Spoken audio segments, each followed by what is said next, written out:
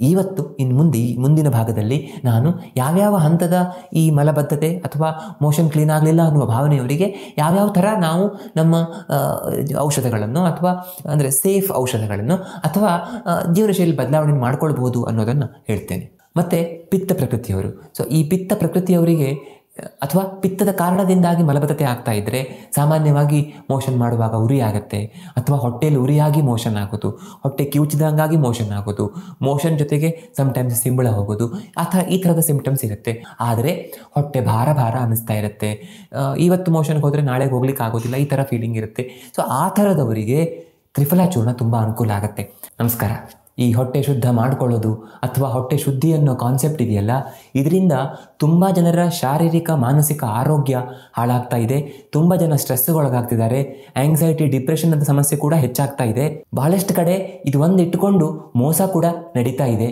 ಈ ಕಾನ್ಸ್ಟಿಪೇಷನ್ ಅನ್ನೋದು ಇವತ್ತಿಲ್ಲ ಅಂದರೆ ನಾಳೆ ಬರುತ್ತೆ ಅನ್ನುವಷ್ಟರ ಮಟ್ಟಿಗೆ ಕಾಮನ್ ಆಗಿಬಿಟ್ಟಿದೆ. ಅದಕ್ಕೆ ನಮ್ಮ ಲೈಫ್ ಸ್ಟೈಲ್ ಕೂಡ ಕಾರಣ. ಹಾಗಾಗಿ ನೀವು ಕೂಡ ನಿಮಗೆ ಈ ಕಾನ್ಸ್ಟಿಪೇಷನ್ ಥರ ಸಮಸ್ಯೆ ಇದ್ದರೆ, ಹೊಟ್ಟೆ ಭಾರ ಅನಿಸುತ್ತೆ, ಹೊಟ್ಟೆ ಹಗುರ ಅನಿಸೋದಿಲ್ಲ ಅಂತ ಆದರೆ ಇಂದಲ್ಲ ನಾಳೆ ಈ ಒಂದು ಕಾನ್ಸೆಪ್ಟಲ್ಲಿ ಸಿಕ್ಕಾಕ್ಕೊಂಡು ಕಷ್ಟಪಡಬೇಕಾಗ್ಬೋದು. ಹಾಗಾಗಿ ಇವತ್ತಿನ ವಿಡಿಯೋವನ್ನು ಸರಿಯಾಗಿ ಅರ್ಥ ಮಾಡಿಕೊಂಡ್ರೆ ನಿಮಗೆ ಮತ್ತು ನಿಮ್ಮ ಇಡೀ ಫ್ಯಾಮಿಲಿಗೆ ಆರೋಗ್ಯಕ್ಕೆ ತುಂಬ ಖಂಡಿತ ಅನುಕೂಲ ಆಗುತ್ತೆ. ನಿಜವಾದ ಅರ್ಥದಲ್ಲಿ ಹೊಟ್ಟೆ ಶುದ್ಧವಾಗಿರಲಿಕ್ಕೆ ಸಾಧ್ಯ ಆಗುತ್ತೆ. ನಾನು ಕೂಡ ಇಡೀ ಜೀರ್ಣಾಂಗ ವ್ಯೂಹವನ್ನು ಶುದ್ಧ ಮಾಡಿಕೊಳ್ಳಿ ಅನ್ನುವ ಅರ್ಥದ ಒಂದು ವಿಡಿಯೋ ಮಾಡಿದ್ದೆ. ಒಂದೊಂದು ಅಂಗಗಳಿಗೂ ಶುದ್ಧವಾಗಿ ಇಟ್ಕೊಳ್ಳಿಕ್ಕೆ ಏನು ಮಾಡಬೇಕು ಅನ್ನೋದನ್ನು ಹೇಳಿದ್ದೆ. ಆದರೆ ಅದರ ಅರ್ಥ ಹೊಟ್ಟೆ ಕ್ಲೀನ್ ಆಗಬೇಕು ಅಂದರೆ ಮೋಷನ್ ತೆಳ್ಳಗಾಗಿ ಹೋಗಬೇಕು ಅಂತನೋ, ಅಥವಾ ಬೆಳಿಗ್ಗೆ ಎದ್ದ ತಕ್ಷಣ ಸಂಪೂರ್ಣ ಕ್ಲೀನಾಗಿ ಹೋಗಿ ಆರಾಮ್ ಅನಿಸ್ಬೇಕು ಅಂತನೋ ಅಲ್ಲ. ಆ ಅಂಗಗಳು ಚೆನ್ನಾಗಿರಬೇಕು, ಅವುಗಳು ಕೆಲಸವನ್ನು ಸರಿಯಾಗಿ ಮಾಡಬೇಕು ಅಂದರೆ ಏನು ಮಾಡಬೇಕು ಅನ್ನೋದು ನನ್ನ ಉದ್ದೇಶ ಆಗಿತ್ತು.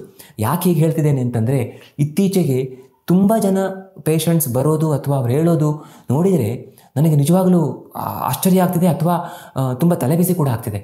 ಯಾಕೆಂದರೆ ಬಹಳಷ್ಟು ಜನ ಏನು ಫೀಲ್ ಮಾಡ್ಕೊಳ್ತಾರೆ ಅಂದರೆ, ಬೆಳಗ್ಗೆ ಎದ್ದ ತಕ್ಷಣ ಹೊಟ್ಟೆ ಪೂರ್ತಿ ಖಾಲಿ ಆಗಬೇಕು, ಆಗ ಮಾತ್ರ ನಾವು ಇಡೀ ದಿನ ಖುಷಿಯಿಂದ ಇರ್ತೇವೆ. ಇಲ್ಲ ಅಂದರೆ ನಮ್ಗೆ ಇಡೀ ದಿನ ಸಮಾಧಾನ ಇಲ್ಲ, ನಾನು ಕೆಲಸಕ್ಕೆ ಹೋಗಲ್ಲ, ನಾನು ಕುತ್ಕೊಂಡು ಸೋಫಾ ಮೇಲೆ ಕುತ್ಕೊಂಡು ಚಿಂತೆ ಮಾಡ್ತಾ ಕೂತ್ಕೊಳ್ತೇನೆ, ತಲೆ ಬಿಸಿ ಆಗುತ್ತೆ, ಮನಸ್ಸಿಗೆ ಸಮಾಧಾನ ಇಲ್ಲ, ಈ ರೀತಿಯ ಭಾವನೆಗೆ ಒಳಗಾಗ್ತಿದ್ದಾರೆ. ಇದಕ್ಕೆ ಕಾರಣ ಒಂದು, ಹೊಟ್ಟೆ ಸಹಜವಾಗಿ ಸ್ವಲ್ಪ ಫ್ರೀ ಇಲ್ಲ ಅನ್ನೋ ಕಾರಣಕ್ಕೆ ಇರ್ಬೋದು. ಇನ್ನೊಂದು ಕಾರಣ, ರೀಸೆಂಟ್ಲಿ ಯಾರೋ ನನಗೆ ವಾಟ್ಸಪ್ಪಲ್ಲಿ ಒಂದು ವೀಡಿಯೋದ ಲಿಂಕ್ ಕಳಿಸಿದ್ರು. ಅಲ್ಲಿ ಅವರು ತಮ್ಮನೆಲ್ಲ ಏನು ಮಾಡಿದ್ದಾರೆ ಅಂತಂದರೆ, ಈ ಥರ ತುಂಬ ವೀಡಿಯೋಸ್ ಇದೆ ಅಂತ ನಮ್ಗೆ ಆಮೇಲೆ ಗೊತ್ತಾಯಿತು.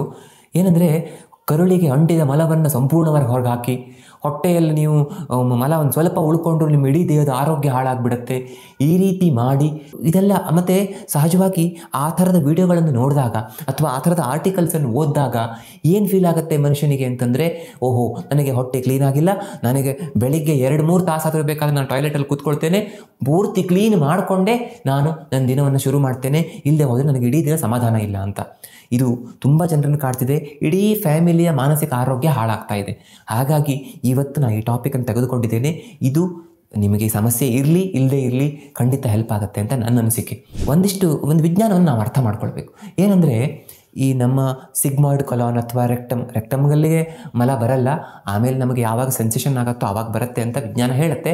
ಬಟ್ ಈ ಸಿಗ್ಮಾಯ್ಡ್ ಕೊಲಾನ್ ಅಂದರೆ ನಮ್ಮ ದೊಡ್ಡ ಕರುಳಿನ ಕೊನೆಯ ಭಾಗ ದೇವರು ಯಾವ ಥರ ಸೃಷ್ಟಿ ಮಾಡಿದ್ದಾನೆ ಅಥವಾ ಯಾವ ಥರ ಇಟ್ಟಿದ್ದಾನೆ ಅಂತಂದರೆ, ಅದು ಮಲವನ್ನು ಇಟ್ಕೊಳ್ಳಿಕ್ಕೆ ಅಂತಲೇ ಇರುವಂಥ ಒಂದು ಭಾಗ. ಹಾಗಾಗಿ ನಮಗೆ ಬೆಳಿಗ್ಗೆ ಎದ್ದ ತಕ್ಷಣ ಪೂರ್ತಿಯಾಗಿ ಮಲ ವಿಸರ್ಜನೆಯಾಗಿ ಮನಸ್ಸಿಗೆ ಸಮಾಧಾನ ಆದರೆ ಅದು ಖಂಡಿತ ಒಳ್ಳೆಯದು, ಅದು ನಮ್ಮ ಆರೋಗ್ಯವನ್ನು ಸೂಚಿಸುತ್ತೆ. ಆದರೆ ಅದು ಆಗಲಿಲ್ಲ ಅನ್ನುವ ಕಾರಣಕ್ಕೆ ಇಡೀ ದಿನ ತಲೆ ಕೆಡಿಸ್ಕೊಳ್ಳೋ ಅವಶ್ಯಕತೆ ಇಲ್ಲ, ಅಥವಾ ಅದು ಆಗಬೇಕು ಅನ್ನೋ ಕಾರಣಕ್ಕೆ ನಿತ್ಯ ಹರಳೆಣ್ಣೆ ಕುಡಿಯೋದು, ಇನ್ಯಾವುದೋ ಚೂರ್ಣವನ್ನು ತೆಗೆದುಕೊಳ್ಳೋದು ಮಾಡೋ ಅವಶ್ಯಕತೆ ಇಲ್ಲ. ಅಂದರೆ ನನಗೆ ಬೆಳಗ್ಗೆ ಎದ್ದ ತಕ್ಷಣ ಮೋಷನ್ ಕ್ಲೀನ್ ಆಗಿಬಿಡಬೇಕು ಅನ್ನುವ ಕಾರಣಕ್ಕೆ ಯಾವುದೋ ಮೋಷನ್ ಕ್ಲೀನ್ ಆಗಲಿಕ್ಕೆ ಅಂತ ತಗೊಳ್ಳುವ ಔಷಧದಿಂದ ಆಗುವ ಸೈಡ್ ಎಫೆಕ್ಟ್ ಇದೆಯಲ್ಲ, ಅದು ಈ ಮೋಷನ್ ಕ್ಲೀನ್ ಆಗದೇ ಇದ್ದರೆ ಆಗುವಂಥ ಸೈಡ್ ಎಫೆಕ್ಟ್ಗಿಂತ ದೊಡ್ಡದಾಗಿರುತ್ತೆ ಅಂತ.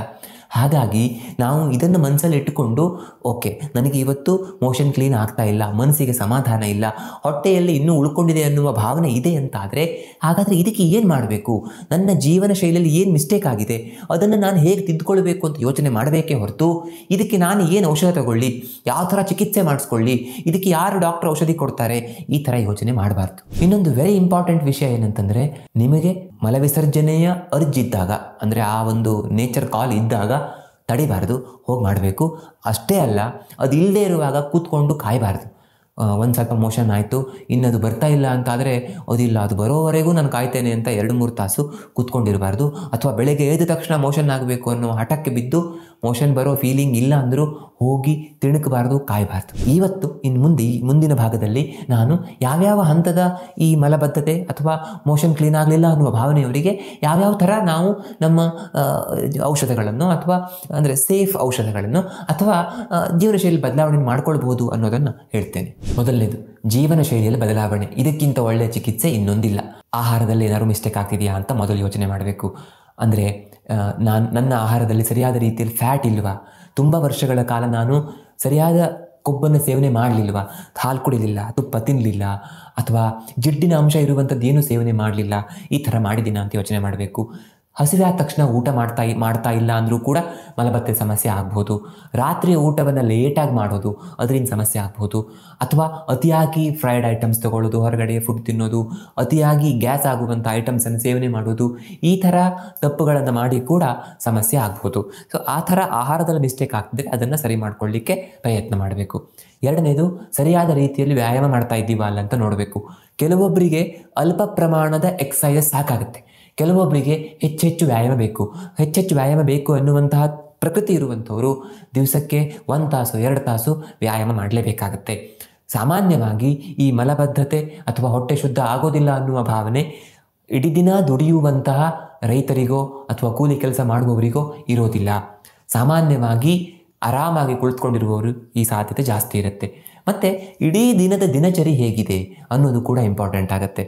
ಅಂದರೆ ಬೆಳಗ್ಗೆ ಸರಿಯಾದ ಸಮಯದಲ್ಲಿ ಹೇಳೋದಿಲ್ಲ, ಬೆಳಗ್ಗೆ ಲೇಟಾಗಿ ಎದ್ದರೆ ಮೋಷನ್ ಈಸಿಯಾಗಿ ಆಗೋದಿಲ್ಲ, ಬೆಳಗ್ಗೆ ಬ್ರಾಹ್ಮಿ ಮುಹೂರ್ತದಲ್ಲಿದ್ದರೆ ಮೋಷನ್ ಈಸಿಯಾಗಿ ಆಗುತ್ತೆ. ಹಾಗೆ ನಮ್ಮ ದಿನಚರಿ ಸರಿಯಾಗಿ ನಾವು ನಡೆಸ್ಕೊಂಡಿದ್ದೀವೋ ಇಲ್ವೋ ಅನ್ನೋದು ಕೂಡ ಇಂಪಾರ್ಟೆಂಟ್ ಆಗುತ್ತೆ. ಇದೆಲ್ಲದಕ್ಕಿಂತ ಹೆಚ್ಚು ಇಂಪಾರ್ಟೆಂಟ್ ಆಗಿರೋದು ಮಾನಸಿಕ ಸ್ಥಿತಿ. ಇಡೀ ದಿನ ನಾವು ಸ್ಟ್ರೆಸ್ಡ್ ಆಗಿರ್ತೇವೆ, ಇಡೀ ದಿನ ಕನ್ಫ್ಯೂಷನ್ ಇರ್ತೇವೆ, ಓವರ್ ಥಿಂಕಿಂಗ್ ಇದೆ, ಅನಾವಶ್ಯಕವಾಗಿ ಚಿಂತೆ ಮಾಡ್ತಿರ್ತೇವೆ ಅಂತಾದರೆ ಆಗ ವಾತವೃದ್ಧಿಯಾಗಿ ಸಮಸ್ಯೆ ಆಗೋ ಚಾನ್ಸಸ್ ಇರುತ್ತೆ. ಮತ್ತು ನಮ್ಮ ನ್ಯಾಚುರಲ್ ಅರ್ಜಸ್, ನಾನು ಪದೇ ವಿಷಯ ಹೇಳ್ತೇನೆ, ಮಲ, ಮೂತ್ರ, ಹಸಿವು, ನಿದ್ರೆ, ಬಾಯಾರಿಕೆ ಈ ಥರದ ನೈಸರ್ಗಿಕ ಕರೆಗಳನ್ನು ತಡೆಯುವ ರೂಢಿಯನ್ನು ಬೆಳೆಸ್ಕೊಂಡಿದ್ರೆ ಅದರಿಂದನೂ ಕೂಡ ಈ ಸಮಸ್ಯೆ ಆಗುತ್ತೆ. ಅದನ್ನು ಸರಿ ಮಾಡ್ಕೋಬೇಕು. ಇನ್ನು ಎರಡನೇದಾಗಿ, ಸೇಫ್ ಆಗಿರುವಂಥ ಮನೆಮದ್ದು ನಿತ್ಯ ಮಾಡಬಹುದಾದಂಥದ್ದು. ಅದರಲ್ಲಿ ವಾತ ಪ್ರಕೃತಿಯವರು ಅಂತ ಇಟ್ಕೊಳ್ಳಿ, ಅಥವಾ ವಾತ ದೋಷ ಹೆಚ್ಚಾಗಿ ಮಲಬದ್ಧತೆ ಆಗಿದೆ, ಅದನ್ನು ಹೇಗೆ ನೋಡ್ಕೊಳ್ಳೋದು? ಹೇಗೆ ಅಂದರೆ, ಮೋಷನ್ ತುಂಬ ಹಾರ್ಡ್ ಆಗ್ತಾ ಇದೆ, ಅಥವಾ ಎಲ್ಲೋ ಒಂದು ಸ್ವಲ್ಪ ಮೋಷನ್ ಆಗುತ್ತೆ ಬಟ್ ಅದು ನಮಗೆ ಸಮಾಧಾನ ಆಗ್ತಾ ಇಲ್ಲ, ಈ ರೀತಿಯ ಭಾವನೆ ಆಗ್ತಾ ಇದ್ದರೆ, ಈ ಥರ ಸಮಸ್ಯೆ ಆಗ್ತಾ ಇದ್ದರೆ ಆಗ ಸಂಜೆ 5-6 ಗಂಟೆಯ ಹೊತ್ತಿಗೆ 1 ಲೋಟ ಬಿಸಿ ಹಾಲಿಗೆ 1 ಚಮಚ ತುಪ್ಪ ಹಾಕಿಕೊಂಡು ಕುಡಿಬೇಕು. ಆವಾಗ ಆ ವಾತ ಪ್ರಕೃತಿಯವರಿಗೂ ಒಳ್ಳೆಯದು, ದೇಹದಲ್ಲಿ ಡ್ರೈನೆಸ್ ಕಡಿಮೆ ಆಗುತ್ತೆ, ಮೆದುಳಿಗೆ ಒಳ್ಳೆಯದಾಗತ್ತೆ, ಮತ್ತು ಇಡೀ ದೇಹಕ್ಕೆ ಶಕ್ತಿ ಸಿಗುತ್ತೆ, ಸುಸ್ತು ಕಡಿಮೆ ಆಗುತ್ತೆ, ಇದೆಲ್ಲ ಆಗುತ್ತೆ. ಜೊತೆಗೆ ಈ ಮಲಬದ್ಧತೆಗೆ ತುಂಬ ಅನುಕೂಲ ಆಗುತ್ತೆ. ಮತ್ತು ಪಿತ್ತ ಪ್ರಕೃತಿಯವರು, ಸೊ ಈ ಪಿತ್ತ ಪ್ರಕೃತಿಯವರಿಗೆ ಅಥವಾ ಪಿತ್ತದ ಕಾರಣದಿಂದಾಗಿ ಮಲಬದ್ಧತೆ ಆಗ್ತಾ ಇದ್ದರೆ ಸಾಮಾನ್ಯವಾಗಿ ಮೋಷನ್ ಮಾಡುವಾಗ ಉರಿ ಆಗುತ್ತೆ, ಅಥವಾ ಹೊಟ್ಟೆಯಲ್ಲಿ ಉರಿಯಾಗಿ ಮೋಷನ್ ಆಗೋದು, ಹೊಟ್ಟೆ ಕಿವುಚಿದಂಗಾಗಿ ಮೋಷನ್ ಆಗೋದು, ಮೋಷನ್ ಜೊತೆಗೆ ಸಮ್ಟೈಮ್ಸ್ ಸಿಂಬಳ ಹೋಗೋದು, ಈ ಥರದ ಸಿಂಪ್ಟಮ್ಸ್ ಇರುತ್ತೆ. ಅಂಥವರು ಒಂದು 10-15 ಒಣ ದ್ರಾಕ್ಷಿಯನ್ನು ರಾತ್ರಿ ನೆನೆಸಿ ಬೆಳಗ್ಗೆ ಸೇವನೆ ಮಾಡಬಹುದು. ಹಾಲಿಗೆ ಸಂಜೆ 5-6 ಗಂಟೆ ಹೊತ್ತಿಗೆ 1 ಲೋಟ ಹಾಲಿಗೆ ತುಪ್ಪದ ಜೊತೆಗೆ 1/4 ಚಮಚದಷ್ಟು ಜ್ಯೇಷ್ಠ ಮಧುವಿನ ಪುಡಿಯನ್ನು ಹಾಕ್ಕೊಂಡು ಸೇವನೆ ಮಾಡಬಹುದು. ಅಂಥವರಿಗೆ ಇದು ತುಂಬ ಹೆಲ್ಪ್ ಆಗುತ್ತೆ. ಇನ್ನು ಕಫದ ಪ್ರಕೃತಿಯವರಿಗೆ, ಅವರಿಗೆ ಮೋಷನ್ ಸಾಫ್ಟಾಗಿ ಹೋಗುತ್ತೆ, ಅಥವಾ ಅದು ಏನು ಮೋಷನ್ನಲ್ಲಿ ಏನು ಉರಿ ಆಗಲಿ ಅಥವಾ ಸಂಕಟ ಆಗಲಿ ಇದೆಲ್ಲ ಏನು ಹೊಟ್ಟೆಗೆ ಸಂಬಂಧಪಟ್ಟ ತ್ರಾಸ ಆಗಲಿ ಏನೂ ಆಗೋದಿಲ್ಲ. ಆದರೆ ಹೊಟ್ಟೆ ಭಾರ ಅನ್ನಿಸ್ತಾ ಇರುತ್ತೆ, ಇವತ್ತು ಮೋಷನ್ಗೆ ಹೋದರೆ ನಾಳೆಗೆ ಹೋಗ್ಲಿಕ್ಕೆ ಆಗೋದಿಲ್ಲ, ಈ ಥರ ಫೀಲಿಂಗ್ ಇರುತ್ತೆ. ಸೊ ಆ ಥರದವರಿಗೆ ತ್ರಿಫಲಾ ಚೂರ್ಣ ತುಂಬ ಅನುಕೂಲ ಆಗುತ್ತೆ. ಆದರೆ ತ್ರಿಫಲಾ ಚೂರ್ಣವನ್ನು ತುಂಬ ಕೃಶದೇಹಿಗಳು, ಅಂದರೆ ತುಂಬ ಸಣಕಲಾಗಿರುವಂಥವರು, ಡ್ರೈನೆಸ್ ಜಾಸ್ತಿ ಇರುವಂಥವರು ಸೇವನೆ ಮಾಡಬಾರ್ದು. ಮತ್ತು ಸಾಮಾನ್ಯವಾಗಿ ಇದು ಔಷಧ ಆಗಿರೋದ್ರಿಂದ ಲಾಂಗ್ ಟರ್ಮ್ ತಗೊಳ್ಳುವಾಗ ಡಾಕ್ಟರ್ ಸಜೆಷನ್ ತಗೊಳ್ಳೋದು ಒಳ್ಳೆಯದು. ಆದರೆ ಇದರಿಂದ ಹಲವಾರು ರೀತಿಯ ಅಡ್ಡ ಪ್ರಯೋಜನಗಳು ಇವೆ. ಅಂದರೆ ಬೊಜ್ಜು ಕಡಿಮೆ ಆಗೋದು, ಅಥವಾ ಅನವಶ್ಯಕ ಕೊಬ್ಬಿದ್ರೆ ಅದು ಕಡಿಮೆ ಆಗೋದು, ಅಥವಾ ಕಣ್ಣಿನ ಆರೋಗ್ಯಕ್ಕೆ ಒಳ್ಳೆಯದಾಗೋದು, ರಕ್ತ ಶುದ್ಧಿ ಆಗೋದು, ಈ ಥರ ತುಂಬ ಪ್ರಯೋಜನ ಖಂಡಿತ ಇದೆ. ಸೊ ಇದನ್ನು 1 ಚಮಚ 1.5 ಚಮಚದಷ್ಟನ್ನು ರಾತ್ರಿ ಮಲಗುವ ಮೊದಲು ಬಿಸಿ ನೀರಿಗೆ ಹಾಕ್ಕೊಂಡು ಕುಡಿಬಹುದು. ಬಟ್ ಲಾಂಗ್ ಟರ್ಮ್ ಮಾಡ್ತೀರಿ ಅಂತ ಆದರೆ ಡಾಕ್ಟರ್ ಸಜೆಷನ್ ತಗೊಳ್ಳೋದು ಒಳ್ಳೆಯದು. ಇನ್ನು 3ನೇ ವಿಷಯ, ಹರಳೆಣ್ಣೆಯನ್ನು ಕುಡಿಯುವುದು. ಇದು ನಿಜವಾಗಿಯೂ ಹೊಟ್ಟೆ ಶುದ್ಧ ಮಾಡುತ್ತೆ. ಹಾಗಂತ ನಿತ್ಯ ತೆಗೆದುಕೊಳ್ಳಿಕ್ಕೆ ಶುರು ಮಾಡಿದ್ರೆ ಪ್ರಾರಂಭದಲ್ಲಿ 1 ಚಮಚ ದಿನ, ಆಮೇಲೆ 2 ಚಮಚ ಬೇಕಾಗುತ್ತೆ, 3 ಚಮಚ ಬೇಕಾಗುತ್ತೆ. ಈ ಥರ ಡೋಸ್ ಹೆಚ್ಚಾಗ್ತಾ ಹೋಗುವ ಚಾನ್ಸಸ್ ಇರುತ್ತೆ. ಆ ರೀತಿ ಅತಿಯಾಗಿ ಸೇವನೆ ಮಾಡೋದು ಒಳ್ಳೆಯದಲ್ಲ.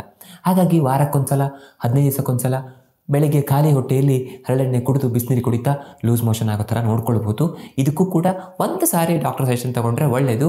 ಮತ್ತು ಇದರ ಬಗ್ಗೆ ಡೀಟೇಲ್ ಆಗಿ ನಾನು ಒಂದು ವಿಡಿಯೋದಲ್ಲಿ ಹೇಳಿದ್ದೇನೆ. ಅದರಲ್ಲಿ ಈ ಥರ ಹೇಗೆ ನಾವು ಫಾಲೋ ಮಾಡಬೇಕು ಅದು ಪೂರ್ತಿಯಾಗಿ ಹೇಳಿದ್ದೇನೆ. ಪೂರ್ತಿ ಪ್ರೊಸೀಜರ್ ಎಕ್ಸ್ಪ್ಲೇನ್ ಮಾಡಿರೋದ್ರಿಂದ ಆ ವಿಡಿಯೋ ನೋಡಿಕೊಂಡ್ರೆ ನಿಮಗೆ ಒಂದು ಕ್ಲಾರಿಟಿ ಇರುತ್ತೆ. ಈ ವಿಡಿಯೋದ ಕೊನೆಯಲ್ಲಿ ಅದರ ಲಿಂಕ್ ನಿಮಗೆ ಸಿಗುತ್ತೆ, ಸ್ಕ್ರೀನಲ್ಲಿ ಬರುತ್ತೆ, ಅದರ ಕ್ಲಿಕ್ ಮಾಡಿ ನೀವು ನೋಡ್ಕೊಳ್ಬೋದು. ಇನ್ನು 4ನೇದು, ತುಂಬ ಸಮಸ್ಯೆ ಇರುವಂಥವರಿಗೆ ಪಂಚಕರ್ಮ ಚಿಕಿತ್ಸೆಗಳು, ಅದರಲ್ಲೂ ವಿಶೇಷವಾಗಿ ವಿರೇಚನ ಮತ್ತು ಬಸ್ತಿ ಚಿಕಿತ್ಸೆಯನ್ನು ಸರಿಯಾಗಿ ಮಾಡಿಸ್ಕೊಂಡ್ರೆ ಅಂಥವರಿಗೆ ತುಂಬ ಅನುಕೂಲ ಆಗುತ್ತೆ. ಇದರಲ್ಲಿ 2ನೇ ಮಾತಿಲ್ಲ.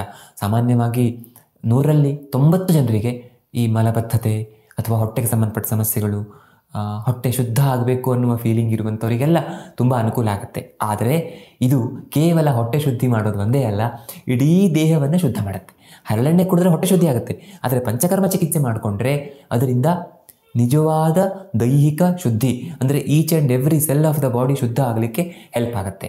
ಈಗ ಯಾರೋ ನನ್ನ ಫ್ರೆಂಡ್ ಒಬ್ಬರು ಡಾಕ್ಟರ್ ಹೇಳ್ತಿದ್ರು, ಅವರು ಈ ವಿಡಿಯೋದಲ್ಲಿ ಬರುವಂಥ ಒಬ್ಬರ ಕ್ಲಿನಿಕ್ಗೆ ಹೋಗಿದ್ರಂತೆ. ಸ್ವತಃ ಇವರು ವೈದ್ಯರು, ಆದರೆ ಅವ್ರ ಹತ್ರ ಹೋಗಿದ್ದಾರೆ, ಅವ್ರ ವಿಡಿಯೋಗಳನ್ನು ನೋಡಿಕೊಂಡು ಆಕರ್ಷಿತರಾಗಿ ಹೋಗಿದ್ದಾರೆ. ಆಮೇಲೆ ಗೊತ್ತಾಗಿದ್ದೇನು ಅಂತಂದರೆ, ಅವರ ಮಾತಿನ ರೀತಿ ಜೊತೆಗೆ ಅವರೇನೋ ಭೂತ ಶುದ್ಧಿ ಮಾಡ್ತೇನೆ ಅಂತ ಹೇಳಿದ್ದು, ಅವರನ್ನು ನೋಡಿಕೊಂಡು ಇವರಿಗೆ ಆದ ಅನುಭವ, ಇದನ್ನು ನೋಡಿಕೊಂಡು ಅವ್ರು ಹೋದಾಗ ಅಲ್ಲಿ ಗೊತ್ತಾಗಿದ್ದೇನಂತಂದರೆ, ಮೊದಲನೇದಾಗಿ ಇವರು ವೈದ್ಯರಲ್ಲ, ಆಯುರ್ವೇದದ ಬಗ್ಗೆ ಏನೂ ನಾಲೆಜ್ ಇಲ್ಲ. ಆದರೆ ಜನರಿಗೆ ಮೋಷನ್ ಕ್ಲೀನ್ ಆಗುವಂಥ ಔಷಧ ಕೊಟ್ಟು ಮನಸ್ಸಿನಲ್ಲಿ ನಿಮಗೆ ನೋಡಿ ಈಗ ದೇಹ ಶುದ್ಧಿ ಆಯಿತು, ಹಾಗಾಗಿ ಇನ್ನು ಮುಂದೆ ಈ ಮೆಡಿಸಿನ್ ತಗೊಳ್ಳಿ ಅಂತ ಸಾವಿರಾರು 10-15 ಸಾವಿರ ರೂಪಾಯಿ ಖರ್ಚು ಮಾಡಿಸಿ ಮೋಸ ಮಾಡ್ತಿದ್ದಾರೆ ಅಂತ. ಇಂಥದ್ದನ್ನು ನಾನು ಹೇಳಲಿಕ್ಕೆ ಇಷ್ಟಪಡಲ್ಲ, ಆದರೆ ಇದರಿಂದ ಆಯುರ್ವೇದದ ಹೆಸರು ಕೂಡ ಹಾಳಾಗುತ್ತೆ. ಆಯುರ್ವೇದದ ಹೆಸರಿನಲ್ಲಿ ನೀವು ಯಾವುದೋ ಅಸಂಬದ್ಧ ಚಿಕಿತ್ಸೆ ಕೊಡ್ತೀರಿ ಅಂತಾದರೆ ಅದರಿಂದ ಹಾಳಾಗೋದು ಆಯುರ್ವೇದದ ಹೆಸರು. ಹಾಗಾಗಿ ದಯವಿಟ್ಟು ದೊಡ್ಡ ಅಮೌಂಟ್ ಕಂಡಾಗ ಸ್ವಲ್ಪ ಜಾಗರೂಕರಾಗಿ ಇದರಲ್ಲಿ ಏನಾದರೂ ಸಮಸ್ಯೆ ಇದೆಯಾ ಅಂತ ಯೋಚನೆ ಮಾಡಿ. ಇನ್ನು ಕೊನೆಯದಾಗಿ ಇನ್ನೊಂದು ಕ್ಯಾಟಗರಿಯ ಪೇಷಂಟ್ಸ್ ಇರ್ತಾರೆ, IBS ಸಮಸ್ಯೆ ಇರುವಂಥವರು. ಅಂಥವರಿಗೆ ಕೇವಲ ಈ ಮನೆಮದ್ದು ಇಂಥದ್ದೆಲ್ಲ ಸಾಕಾಗೋದಿಲ್ಲ, ಅಂದರೆ ಅದು ಗಂಭೀರವಾಗಿದ್ದರೆ ಆ ಸಮಸ್ಯೆ. ಅಂಥ ಸಂದರ್ಭದಲ್ಲಿ ಅದಕ್ಕೆ ಸರಿಯಾದ ಚಿಕಿತ್ಸೆ ಬೇಕು. ಸಮ್ಟೈಮ್ಸ್ ಜೀವನ ಪರ್ಯಂತ ಒಂದು ಮಟ್ಟಿನ ಪಥ್ಯವನ್ನು ಅವರು ಫಾಲೋ ಮಾಡಲೇಬೇಕಾಗ್ಬೋದು. ಹಾಗಾಗಿ ಸರಿಯಾದ ವೈದ್ಯರನ್ನು ಭೇಟಿ ಆಗದೇನೆ, ಚಿಕಿತ್ಸೆಯನ್ನು ತೆಗೆದುಕೊಳ್ಳದೇನೆ IBS ಸಮಸ್ಯೆಯಿಂದ ಹೊಟ್ಟೆಯಲ್ಲಿ ತುಂಬ ತೊಂದರೆ ಆಗ್ತಿದೆ ಅಂತಾದರೆ ಅವರಿಗೆ ಗುಣಪಡಿಸ್ಲಿಕ್ಕೆ ಕಷ್ಟ ಆಗ್ಬೋದು. ಮತ್ತು ಇನ್ನೊಂದು ವಿಷಯ ಏನಂತಂದರೆ, ಕಂಡಿದ್ದಕ್ಕೆಲ್ಲ IBS ಅಂತ ಹೆಸರಿಡುವಂತಹ ಒಂದು ಪದ್ಧತಿ ಬಂದುಬಿಟ್ಟಿದೆ. ಮತ್ತು ತುಂಬ ಜನ ವಿಡಿಯೋಗಳನ್ನು ನೋಡಿಯೋ ಎಲ್ಲೋ ಆರ್ಟಿಕಲ್ಸ್ ಓದಿಯೋ ನನಗೆ IBS ಇದೆ ಅಂತ ಡಿಕ್ಲೇರ್ ಮಾಡ್ಕೊಂಡು ಬರ್ತಾರೆ. ಹಾಗಲ್ಲ, ಚೂರುಪಾರು ಸಮಸ್ಯೆಗಳಿಗೆಲ್ಲ ನಾವು IBS ಅಂತ ಹೆಸರನ್ನು ನಾಮಫಲಕ ಅಂತ ಹೇಳ್ತಾರಲ್ಲ ಅದನ್ನು ಹಾಕಬೇಕು ಅನ್ನೋ ಅವಶ್ಯಕತೆ ಇಲ್ಲ. ನನಗೆ ಆಗ್ತಿರೋದು ಮಲಬದ್ಧತೆ, ನನಗೆ ಆಗ್ತಿರೋದು ಸಮ್ಟೈಮ್ಸ್ ಏನಾದರೂ ಸ್ವಲ್ಪ ಫುಡ್ಡಲ್ಲಿ ಹೆಚ್ಚು ಕಡಿಮೆ ಆದರೆ ಲೂಸ್ ಮೋಷನ್ ಆಗುತ್ತೆ. ಇಷ್ಟೇ ನಿಮ್ಮ ಸಮಸ್ಯೆ, ಇಷ್ಟೇ ಅಂತ ನೀವು ಡಾಕ್ಟರ್ ಹತ್ರ ಹೋಗಿ ಹೇಳಿ ಹೊರತು ನನಗೆ IBS ಇದೆ ಅಂತ ನಿಮಗೆ ನೀವೇ ಡಿಕ್ಲೇರ್ ಮಾಡ್ಕೊಳ್ಬೇಡಿ. ನೀವು ಆ ಸಮಸ್ಯೆಗೆ ಏನು ಮಾಡಿದ್ರೆ ಸರಿ ಆಗ್ತದೆ, ಯಾವ ಥರದ ಆಹಾರ ತೆಗೆದುಕೊಳ್ಬೇಕು, ದಿನಚರಿ ಹೇಗಿರಬೇಕು, ಒಂದಿಷ್ಟು ದಿನಗಳ ಕಾಲ ಮಾತ್ರ ಔಷಧವನ್ನು ಹೇಗೆ ತಗೊಳ್ಬೇಕು, ಇಷ್ಟು ಮಾತ್ರ ಯೋಚನೆ ಮಾಡಿ. ಅದರ ಬದಲು ವಿಡಿಯೋಗಳನ್ನು ನೋಡಿಕೊಂಡು ನಿಮ್ಮ ಮಾನಸಿಕ ಆರೋಗ್ಯವನ್ನು ಹಾಳು ಮಾಡಿಕೊಳ್ಬೇಡಿ. ಇದು ತುಂಬ ಕಾಮನ್ ಆಗ್ತಿದೆ. ಯಾಕೆಂದರೆ ಇವತ್ತು ಇನ್ಫಾರ್ಮೇಷನ್ಗೆ ಕೊರತೆನೇ ಇಲ್ಲ. ಇನ್ಫಾರ್ಮೇಷನಲ್ ಡೈರಿಯಾ ಅಂತ ಹೇಳ್ತಾರೆ, ಅಂದರೆ ಎಲ್ಲಿ ನೋಡಿದ್ರು ಎಲ್ಲರೂ ಮಾಹಿತಿ ಕೊಡುವವರೇ. ಸೊ ಇದರಿಂದ ನಿಮ್ಮ ತಲೆ ಸಿಕ್ಕಾಪಟ್ಟೆ ಕನ್ಫ್ಯೂಸ್ ಆಗಿ ಇಲ್ಲದೇ ಇರುವ ಕಾಯಿಲೆಯನ್ನು ನೀವಿದೆ ಅಂತ ನಿಮಗೆ ನೀವೇ ಅಂದುಕೊಂಡು ತುಂಬ ಸಫರ್ ಆಗೋ ಚಾನ್ಸಸ್ ಇರುತ್ತೆ. ಮುಂದಿನ ವಿಡಿಯೋದಲ್ಲಿ ಇನ್ನೊಂದು ವಿಷಯಕ್ಕೆ ಸಿಗ್ತೇನೆ. ಧನ್ಯವಾದ.